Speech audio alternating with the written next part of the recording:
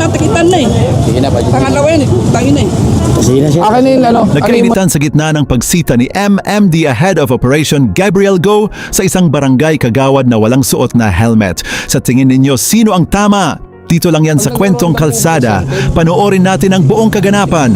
Kung gusto nyo pa ng mga ganito, like, comment, and follow. Salamat. Barangay. Di ba dapat mas proper tayo? Dala mo lisensya mo? Nasaan? Natakitan kahapon eh.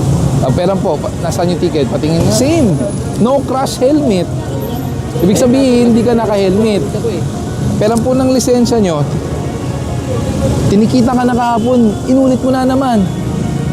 Kasi pumating dito yung iba, pinapalis ko na lang eh. Kaya? Yung ibang mga tok-tok eh. Sana nga, kung magpapaalis ka, mag-helmet ka. Kung minamasama nyo. Ano naman ang tama eh. Kaya ka, nasa bakuran ako eh. Bakuran. Kailangan pa mag-input pa ako dito.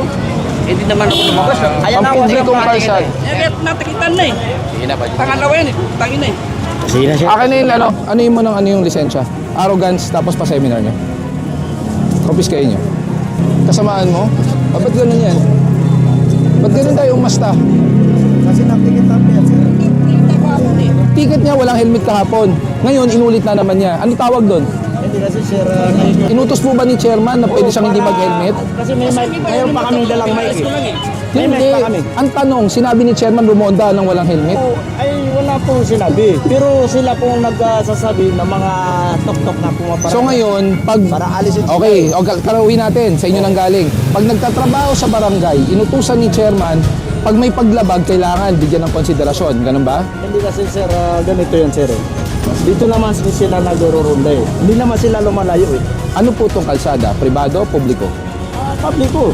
Pag public, meron tayong sinusunod na batas. Oo. Kahapon, nandito po kami.